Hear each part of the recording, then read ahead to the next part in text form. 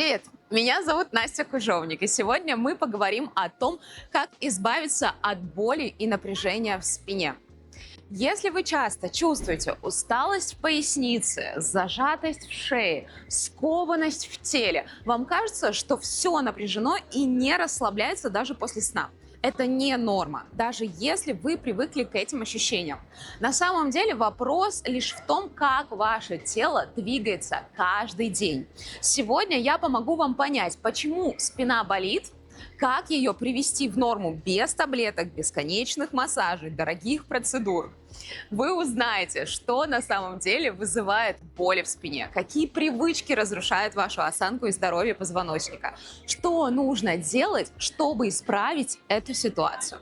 Я постараюсь объяснить все простым и понятным языком, без сложных терминов. Но если у вас возникнут вопросы, обязательно задавайте их в комментариях, я с радостью буду на них отвечать.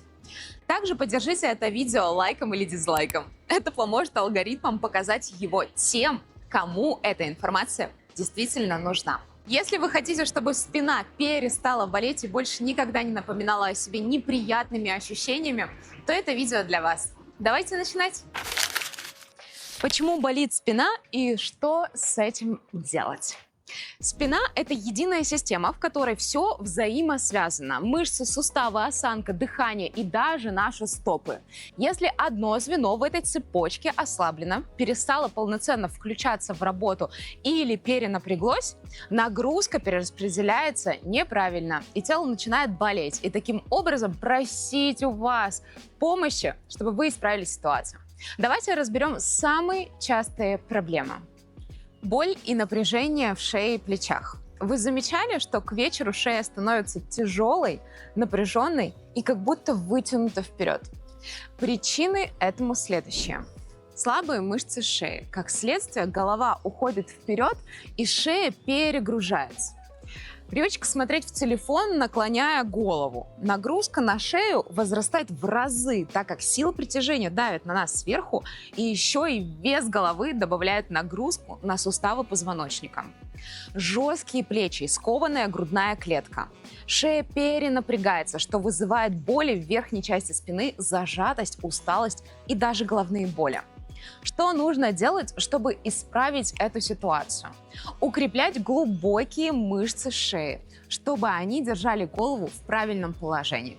Работать над подвижностью грудного отдела, чтобы шея не компенсировала его скованность. Следить за положением головы и осанкой в течение дня. Формируйте полезные повседневные привычки. Например, держите телефон на уровне глаз, не опускайте голову вниз. При работе за компьютером важно, чтобы верхняя часть экрана находилась на уровне глаз. Это поможет избежать постоянного наклона головы вперед и перенапряжения в шее. Проблема номер 2 – это боль в пояснице. Чувство тяжести и боли в пояснице после долгого сидения или небольшой физической нагрузки. Например, после 20 минут пешей прогулки. Это не норма. Чаще всего причина в том, что мышцы кора ослаблены, а тазобедренные суставы зажаты. Если мышцы пресса не работают, всю нагрузку на себя забирает поясница. Если таз перекошен, позвоночник меняет свою естественную форму. Если прогиб в пояснице слишком сильный, то мышцы спины быстро устают, пытаясь удержать тело в равновесии. Что нужно делать, чтобы исправить ситуацию? Нужно укреплять поперечную мышцу живота и мышцы кора, чтобы пояснице не приходилось работать за все мышцы нашего тела, держать на себе все тело. Работать над подвижностью бедер таза, чтобы поясница не компенсировала их недостаточную мобильность и зажатость. Нужно научиться правильно дышать диафрагмой, потому что это напрямую влияет на поясничный отдел позвоночника. К слову, страшная статистика говорит о том, что каждый второй человек на нашей планете дышит неправильно.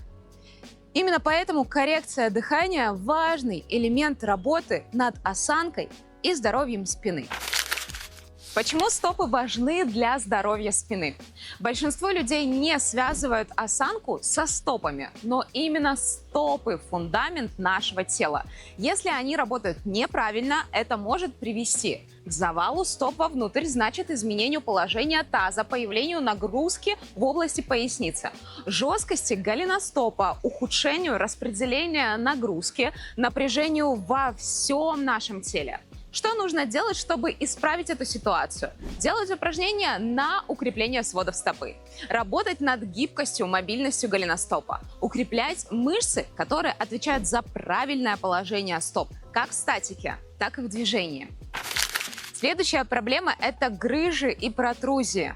Когда люди слышат диагноз грыжа, они часто боятся лишний раз подвигаться. Однако важно понимать, что не каждая грыжа вызывает боль. И самое главное – правильное движение не навредит. Оно необходимо для улучшения вашего состояния.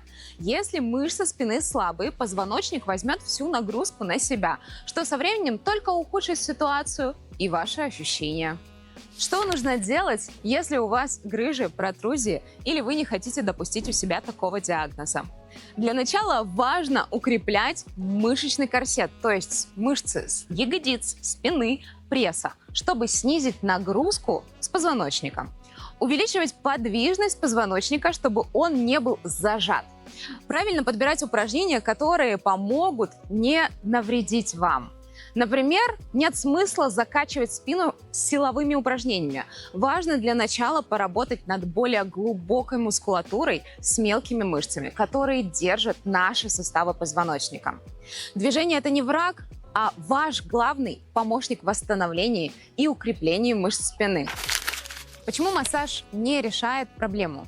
Массаж помогает расслабиться мышцам, снять с них чрезмерную нагрузку, но он не учит работать их правильно. Если после сеанса становится легче, но через день-два боль возвращается, это значит, что мышцы по-прежнему не выполняют свою функцию. Поэтому лучший подход – это комбинировать расслабление мышц на массаже и МФР и укрепление их при помощи упражнений. Как понять, что пора заняться спиной? Вот несколько тревожных сигналов, которые говорят о том, что тело уже дает сбой. Если у вас спина болит каждый день или через день, это знак, что уже начались анатомические отклонения от нормы. Утром тело скованное или зажатое. После долгого сидения или недолгой прогулки поясница или шея ноют. А еще, если регулярно появляются головные боли или тяжесть в плечах и усталость. Если вы узнали себя хотя бы в одном пункте, не откладывайте решение проблемы.